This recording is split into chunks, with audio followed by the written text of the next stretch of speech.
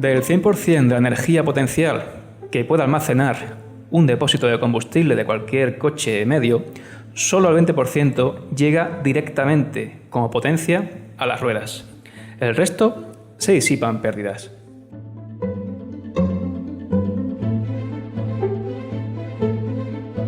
El 94% de las emisiones de gases de efecto invernadero que pertenecen al transporte son originadas exclusivamente por los desplazamientos en carretera.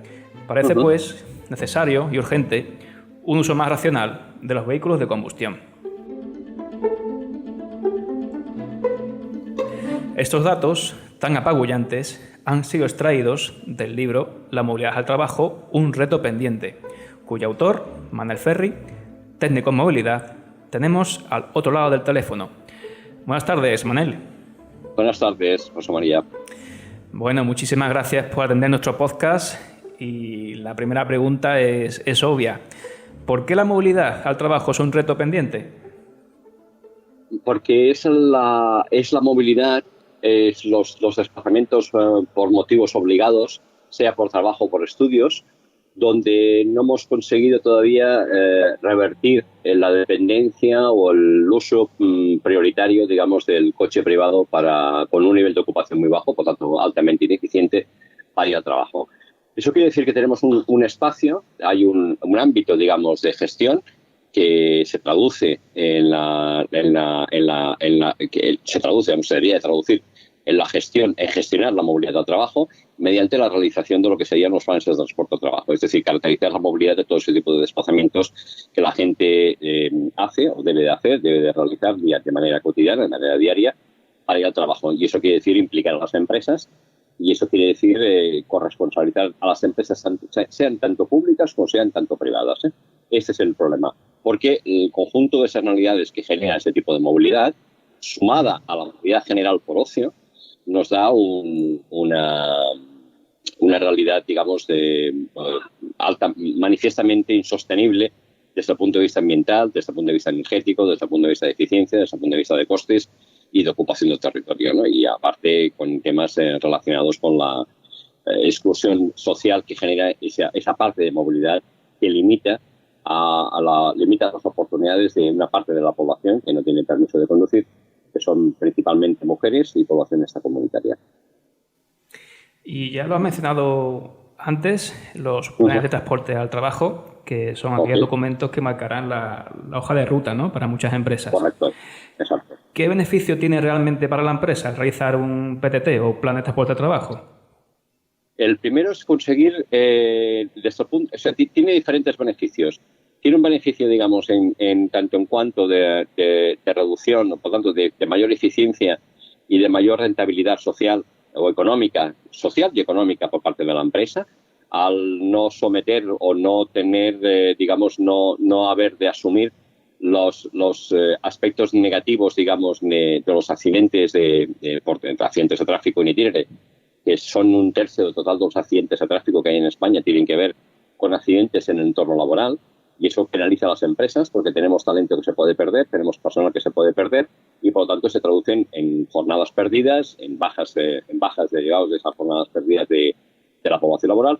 Luego tenemos un acento, digamos, que son el acento, digamos, de gestión energética o climática que las empresas tienen que realizar o que tienen que hacer, que es a la hora de complementar los informes no financieros o lo que sería la responsabilidad social corporativa, pues evidentemente el vector energía, el vector emisiones, cada vez se hace más evidente y esa parte, ese sumatorio, esa suma de movilidad que tiene que ver con combustible, con uso de combustibles fósiles, por uso de vehículos térmicos para ir al trabajo, pues evidentemente se tiene que tener en cuenta. Yo pienso que esos son los dos beneficios. Y luego teníamos un tercer beneficio que es conseguir una mayor, digamos, calidad laboral en los propios centros de trabajo.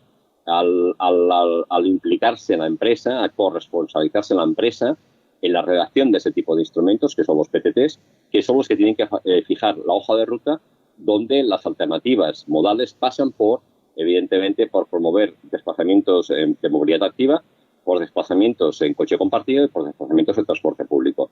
Y que las empresas, evidentemente, pueden incentivar si lo quieren. Ya también que he mencionado los modos de transporte en los que tu libro los agrupas en esos tres conjuntos, la movilidad activa, en bici o caminando, el transporte público y el uso eficiente del coche. Según tu opinión, ¿en cuál tenemos más trabajo por hacer? Yo pienso que de los tres digamos, ámbitos que acabamos de citar ahora, tres opciones modales, yo pienso que la que tenemos todavía, está más pendiente, o sea, digamos, sigue siendo farolillo rojo, es el tema de la movilidad activa, sea desplazamientos en bicicleta o sea desplazamientos a pie. Y esto en los desplazamientos a pie tiene que ver sobre todo por la caracterización y cómo están conformados los centros de trabajo y los polígonos industriales, digamos, desconectados, digamos, de las zonas urbanas tradicionales o las zonas urbanas consolidadas. Pero en el caso de la bicicleta, por ejemplo, pues tenemos también otro reto que podría ser cumplible por las distancias que puede cubrir una bicicleta, y más si es una bicicleta eléctrica. Y yo pienso que aquí hay un reto importante, o un doble reto importante, que es conseguir incorporar la bicicleta como una opción modal viable para los desplazamientos al trabajo. ¿Qué se requiere? Evidentemente se requiere que las empresas habiliten espacios y condiciones y promuevan el uso de la bicicleta entre su plantilla, aquella plantilla que pueda utilizarla. Evidentemente pues, se puede incentivar kilométricamente, yo pienso que es la mejor opción, ese uso de la bicicleta para ir al trabajo, y luego sobre todo promocionar la bicicleta eléctrica para aquellos desplazamientos que son superiores a unos radios, digamos, convencionales que se pueden hacer, distancias convencionales que se pueden hacer con una bicicleta mecánica. Yo pienso que la bicicleta eléctrica tiene un rol todavía pendiente que hay que incorporar en los desplazamientos cotidianos al trabajo. Claro, porque la movilidad, como tú acabas de comentar, influye también en la propia planificación urbanística de la ciudad. Evidentemente.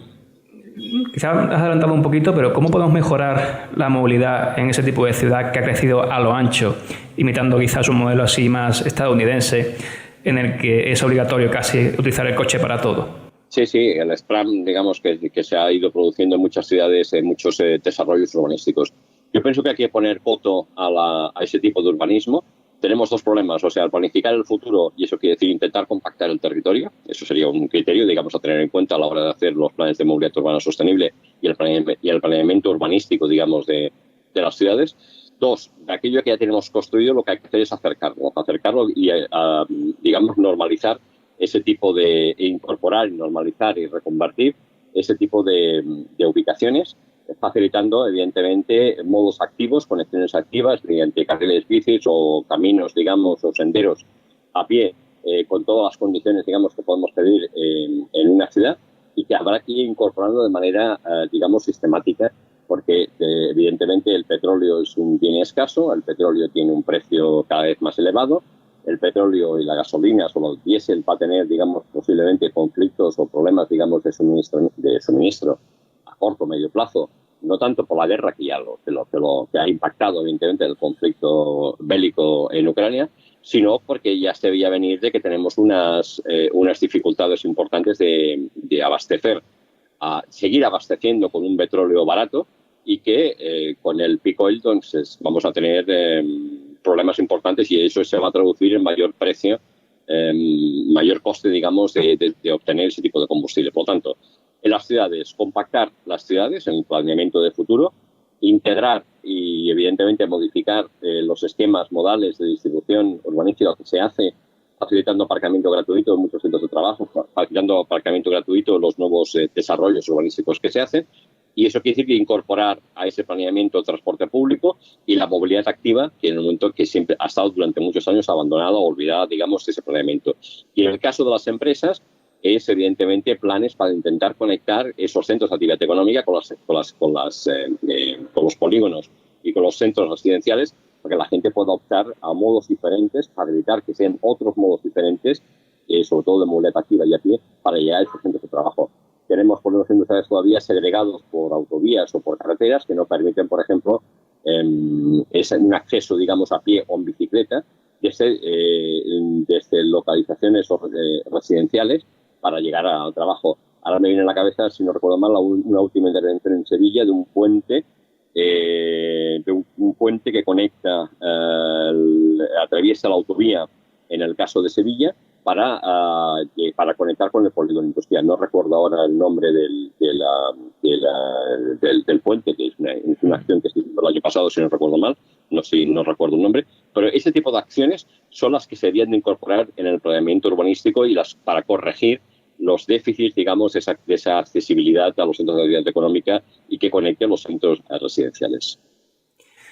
Manel, por último, te pido una predicción respecto a la movilidad activa. ¿Crees que algún día podremos ver en España un nivel de implantación de la bici similar al de los Países Bajos?